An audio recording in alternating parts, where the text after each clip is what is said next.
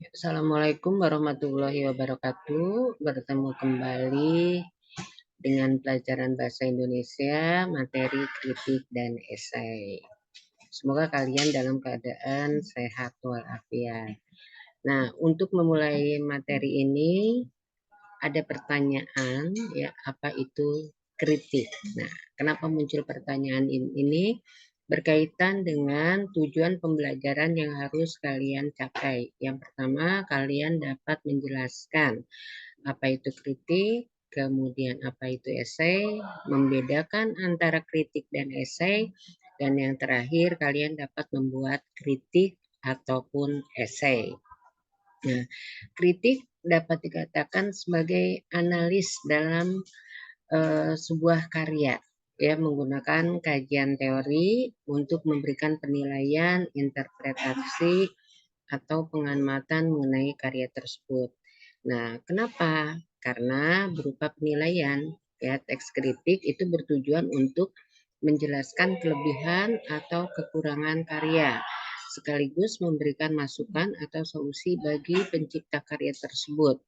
Nah, umumnya karya yang paling banyak dikritik itu berupa karya seni seperti film, sastra, musik, lukisan, tarian, bahkan drama pun itu bisa kita kritik. Nah, selanjutnya esai. Ya, apa itu esai? Esai merupakan bagian dari karangan prosa, ya, berupa pandangan pribadi penulis mengenai suatu objek atau fenomena. Jadi, teks esai tak hanya digunakan untuk membahas objek, ya, melainkan dapat digunakan juga untuk membahas berbagai fenomena berkaitan dengan bahasa, budaya, politik, bahkan agama. Nah, perbedaannya apa? Ini dibedakan berdasarkan dua hal, yaitu pengetahuan yang disajikan dan berdasarkan pandangan penulisnya. Kalau berdasarkan pengetahuan yang disajikan, nah ini berarti perbedaan kritik dan esai itu yang pertama adalah objek kajian kritik. Nah, kemudian di situ kalau dalam kritik sebagai sebuah karya, nah dalam esai ya itu bisa karya atau fenomena. Yang kedua, nah dalam kritik terdapat deskripsi berupa sinopsis atau ringkasan karya yang dibahas. Sementara esai menyajikan sinopsis atau ringkasan objek atau fenomena yang dibahas.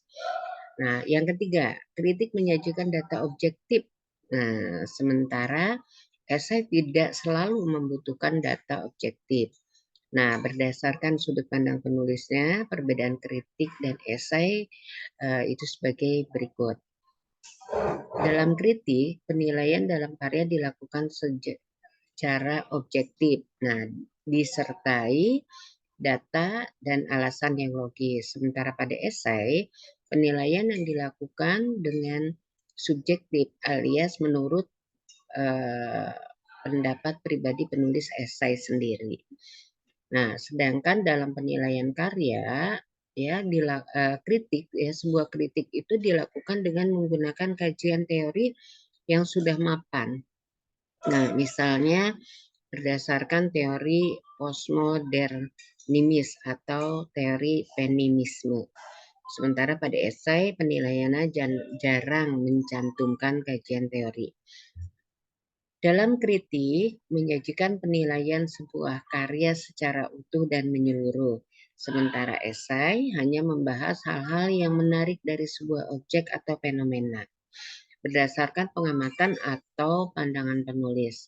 Nah, sekalipun tidak membahas suatu objek atau fenomena secara menyeluruh, hal-hal yang menarik pengamatan atau pandangan penulis esai tetap dilakukan secara utuh. Nah, ini beberapa prinsip penting yang harus diperhatikan, terutama prinsip yang berkaitan dengan karakter masing-masing teks, ya. Prinsip-prinsip yang harus diperhatikan ketika menyusun esai, menyusun kritik adalah yang pertama, membaca atau menonton, ya, atau mengamati karya yang hendak kalian kritik atau hendak kita kritik. Nah, hal ini penting dilakukan supaya interpretasi atau penilaian terhadap karya tersebut utuh. Yang kedua, bekali diri kita dengan pengetahuan mengenai karya yang hendak dikritik. Yang ketiga, mengungkapkan kelebihan atau kekurangan karya yang dikritik serta memberikan solusi atau masukan bagi pencipta karya yang kita kritik. Kemudian saat menulis kritik, seyogianya kita bersifat objektif. Nah, kita juga mengumpulkan data-data penunjang dan alasan logis yang dapat mendukung interpretasi atau penilaian yang diberikan terhadap karya yang dikritik. Nah, jika perlu, gunakan kajian teori yang relevan untuk mendukung penilaian. Nah, prinsip yang kalau yang tadi kritik, nah ini prinsip yang perlu diperhatikan ketika kita akan menyusun teks esai. Yang pertama, jeli dalam menemukan aspek-aspek menarik dari sebuah objek atau fenomena yang akan dibahas. Nah, ini seringkali luput dari perhatian orang lain. Yang kedua, bekali diri dengan pengetahuan mengenai aspek-aspek menarik dari objek atau fenomena yang hendak dibahas. Yang ketiga, gunakan argumen yang logis saat kita membahas aspek menarik dari objek atau fenomena, nah sehingga nanti dapat diterima oleh pembaca. Yang keempat, tulis esai dalam bahasa yang mengalir agar teks esai menarik untuk dibaca. Yang terakhir, gunakan gaya bahasa yang khas untuk membedakan teks esai yang dibuat dengan penulis teks esai lainnya. Jadi gaya bahasa dapat menjadi ciri khas ya untuk diri kita. Nah, berdasarkan strukturnya, kritik dan esai tergolong dalam teks eksposisi. Nah, kenapa di sini struktur kritik ya memiliki satu ada tesis, kemudian yang kedua ada rangkaian argumen, yang ketiga ada penegasan ulang. Yang harus kalian perhatikan ya, penegasan ulang ini dilakukan untuk menyilangkan kembali antara teks awal dan rangkuman argumen penulis, sehingga menjadi satu kesatuan ide. Nah, kemudian di sini ada beberapa bagian ya, contoh yang menggunakan pernyataan persuasi, banyak menyisipkan pernyataan berupa fakta, kemudian menggunakan ungkapan, menggunakan istilah teknis yang tentunya berkaitan dengan topik yang sedang dibahas, menggunakan kata kerja mental.